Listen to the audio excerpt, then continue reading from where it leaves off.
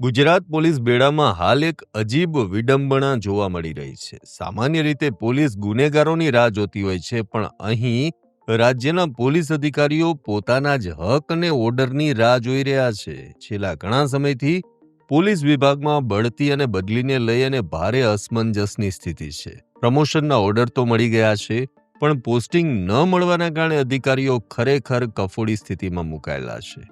સૌથી ચોંકાવનારી વાત 241 પીએસઆઈની છે. ગત ફેબ્રુઆરીમાં તેમને પ્રમોશન આપી પીઆઈ બનાવવામાં આવ્યા. ફેબ્રુઆરીથી લઈ ડિસેમ્બર આવી ગયો, પણ આ અધિકારીઓને પીઆઈ તરીકેનું નવું પોસ્ટિંગ મળ્યું નથી. નવાઈની વાત તો એ છે કે પ્રમોશન મળવા છતાં પગાર હજુ પીએસઆઈ સ્તરનો જ મળી રહ્યો છે. 241 અધિકારીઓ પૂરા પગાર અને પોસ્ટિંગની કાગડોળે રાહ જોઈ રહ્યા છે. માત્ર પીએસઆઈ કે પીઆઈ જ નહીં, ઉચ્ચ કક્ષાના આઈપીએસ અધિકારીઓની હાલત પણ આવી જ છે. છેલ્લા 2 થી 3 મહિના પહેલા જે આઈપીએસ અધિકારીઓને પ્રમોશન આપી ડીઆઈજી બનાવવામાં આવ્યા, તેઓ પણ હાલમાં વેઇટિંગ ફોર પોસ્ટિંગની સ્થિતિમાં છે. સૂત્રોનું જો માનીએ તો આ ઉચ્ચ અધિકારીઓની સ્થિતિ તો પીઆઈ કરતાં પણ વધારે ખરાબ છે, કારણ કે જ્યાં સુધી ચોક્કસ પોસ્ટિંગ ન મળે ત્યાં સુધી તેમના પગાર, ભથ્થા અને અન્ય સુવિધાઓ અટકી પડેલી છે. પોલીસ વિભાગમાં ચાલી રહેલી આ અચોક્કસતા વચ્ચે હવે સૌની નજર 31મી ડિસેમ્બર પર છે. નવા ડીજીપી કોણ બનશે? હાલમાં ડીજીપી નિવૃત્ત થશે કે તેમને એક્સટેન્શન મળશે?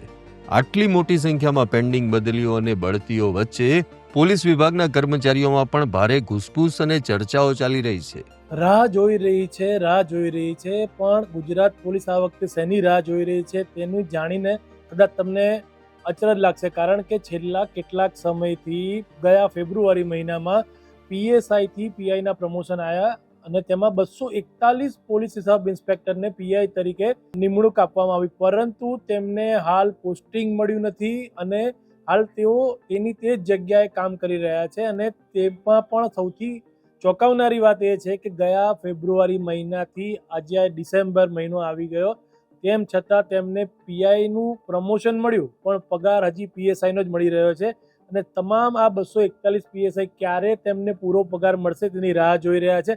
એની સાથે સાથે હું એવું પણ જાણવા મળી રહ્યું છે કે છેલ્લા 2-3 મહિના પહેલા જ્યારે કેટલાક આઈપીએસ અધિકારીઓને ડીઆઈજી તરીકે પ્રમોશન મળ્યા અને તેઓને પણ હજી વેઇટિંગ ફોર પોસ્ટિંગ છે, ત્યારે તેમની પરિસ્થિતિ તો કદાચ પીએસઆઈ કરતાં પણ ખરાબ છે, કારણ કે તેમના પગાર, ભથ્થા અને દરેક વસ્તુ હાલ અટકી ગઈ છે. જ્યાં સુધી નિયમ પ્રમાણે તેમને પોસ્ટિંગ નહીં મળે ત્યાં સુધી તેમનો પગાર અને અન્ય વ્યવસ્થા બંધ છે. એટલે છેલ્લા 3 મહિનાથી આ ડીઆઈજી બનેલા અધિકારીઓ પોતાના પગાર અને પોતાની પોસ્ટથી વંચિત છે. ત્યારે હવે આગામી 31મી ડિસેમ્બરે નવા ડીજીપી આવશે કે નહીં તેની ચર્ચા છે. ત્યારે આટલી બધી બદલી, બઢતી અને તેની વચ્ચે ક્યારે કોનું શું થશે હજી સુધી કોઈને ખબર નથી અને બધા એક જ રાહ જોઈ બેઠા છે કે ક્યારે મારો વારો આવશે.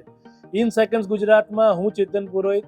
એકંદરે જોઈએ તો ગુજરાત પોલીસ વિભાગમાં હાલમાં રાહ જોઈ રહ્યા છે તેવો માહોલ છે. નીચેથી લઈને ઉપરના અધિકારીઓ તેમના હકદાર પગાર માટે સરકારી આદેશની પ્રતીક્ષામાં છે. આ વહીવટી ગૂંચવાડાનો અંત ક્યારે આવશે અને ક્યારે પોલીસ અધિકારીઓને તેમનું યોગ્ય સ્થાન અને સન્માનજનક વેતન મળશે તે તો આવનારો સમય જ બતાવશે. ઇન સેકન્ડ્સ ગુજરાત માટે ચેતન પુરોહિતનો એક્સક્લુઝિવ અહેવાલ. આવા જ અવનવા વિડીયો જોવા માટે ફોલો કરો ઇન સેકન્ડ્સ.